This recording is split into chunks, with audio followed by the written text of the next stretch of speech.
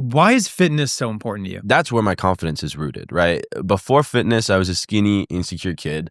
And then I started going to the gym. Every man needs to go to the gym because it shows you that you are worthy and that you have something going on for you. Because a lot of people don't have anything going on for you. And even though getting more muscles isn't necessarily like super productive, you see that I put in the work. It wasn't easy and I got results. Like it's the most linear work to results thing. And it's very realistic. It takes years to see like really phenomenal results. And so that when a kid is insecure, doesn't know what he's doing, doesn't know what he wants to do, and just feels like, I'm a loser, I can't do anything.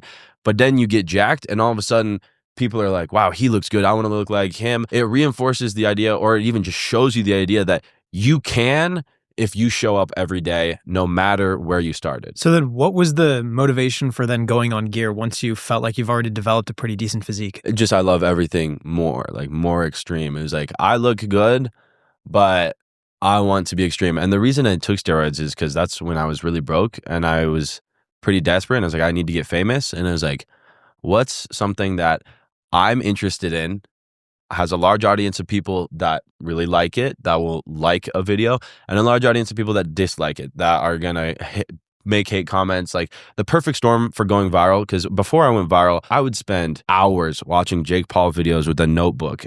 Not because I like Jake Paul, because I was like, what is this guy doing? Like, why is it different? Why is Bryce Hall so famous, so relevant still? How did he do this so fast? And he's incredibly successful. You need something that people hate and love in large audiences. And so what I landed on was steroids. Like that, bigger muscles sounds cool to me, and it has the perfect storm. I might as well try it. And if it doesn't work out, then it was like, it was a good journey to embark on. But in my head, it wasn't that huge of a deal if you took steroids and then stopped taking them because it didn't work out. Have you noticed your personality change at all with taking steroids? My friends say, like, when I'm on trend, like I had to do one deal, and I was hiring like 3 employees for a brand, and they were like, in the contract, I want there to be a clause where if you're on trend, you can't fire me. Because I guess when I'm on trend, it's like, it's noticeably more aggressive, more very irrational. But like just testosterone, I feel about the same, maybe like 20% more confident and 20% more driven. But 20% is not a significant marker in my mind. And what about your diet?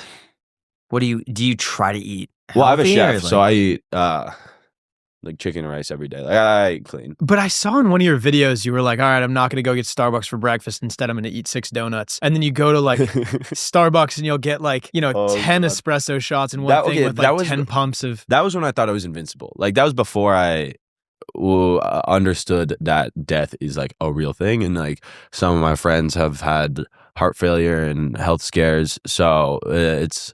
when you see that, you're like, okay, I need to make a change. That was pre-determining that I really thought I could do anything. How did you still stay lean though when you were eating food like that? Was it cardio? It's just steroids. Like really. So what do they do? Just anything. Like make your body run hotter? I don't know how they work. I just put them in my body, and the steroids make you skin shredded without. I never did cardio. I still never do cardio. I eat clean now, so that helps. But how can is your literally cardio? eat anything. Can you go for like a run and feel fine? Or Nope. I started swimming for my ankle, and I swam up and down my pool twice, and I like thought I was gonna drown. I cannot. Why is it so bad? Well, because when you steroids, I think, don't quote me on this, guys, I think it makes your cardio worse. Like imagine if you were 35-40% heavier. Your heart is not meant for your genetics to be pumping blood into all like the carrying oxygen throughout your body is very difficult. So I started out 170 pounds. All of a sudden I'm 230 pounds. That 50 pounds is very hard on your body to like keep up, especially in such a short period of time. Your heart is just like, what the fuck is going on? So if you're not training it via cardio, then it's like, when I was on a lot of steroids, and same with all my bodybuilder friends, like you walk up the stairs and you're gassed after 10 steps of stairs. So I'm trying to be a little bit better about it. And I'm not taking steroids right now. What are you taking? Just testosterone, which is technically steroid, but I'm not taking very much of it. Would you say testosterone is like the one, if you want like the 80-20 rule, you want to do like 20% of the effort with 80% results, testosterone would be the one? Oh, 100% testosterone. Well, you have to take testosterone. You can't take other steroids unless you're taking testosterone, because other steroids make your body stop producing testosterone. All steroids make your body stop producing testosterone for the most part. So you have to start with that. Does getting jacked help you with girls? I don't think girls care, but it helps with your confidence, like I talked about earlier. So that's where like that goes a long ways in getting girls. But girls don't care what you look like. Top 5 things that girls care about. Can you make them laugh? How does the room treat you? Like, do people respect you? Are you confident? And then like, I don't know, what else would I imagine girls care about? What do girls care about? Well, she doesn't know, dude, because have you ever asked a fish how to catch a goddamn fish, dude?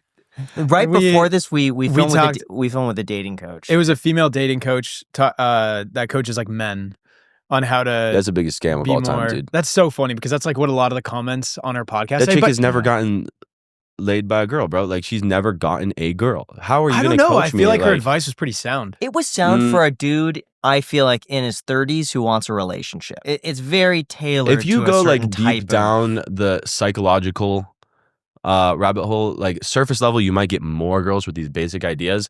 But when you're like really trying to attract a lot of women, like if you guys know who John Zerka is, really intelligent as far as psychology goes, and his whole thing is like teaching men how to get girls. And if any girl looked at that advice, they would be like, this is disgusting and also not how you would get a girl, but very effective for. So like, what is the psychology of it? Well, like a lot of girls would be like, oh, you have to be like, generally speaking, oh, you have to like show that you care and like, you know, be like like a gentleman. Nice. No girl wants, especially in my age, like no girl wants to feel like a guy is fully committed to them. No girl wants you to be like head over heels in love with them, even though that's what they think they want.